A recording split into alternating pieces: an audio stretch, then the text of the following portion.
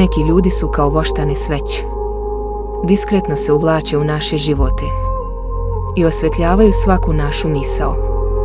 Svaki trenutak, svaki dan, gore pored nas bez dima i bez da nam u amanet ostave svoj usijani vosak na duši. Gore bez da nas spale i bez da nam zaslepe oči svojom moćnom svetlošću. Nosimo ih svuda sa sobom.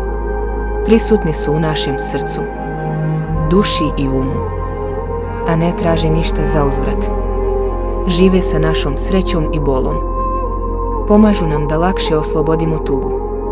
Ostaju pored nas bez obzira na sve. Ljudi za koje treba da zapalimo sveću zahvalnosti i da se poklonimo Bogu što nam ih je darovao.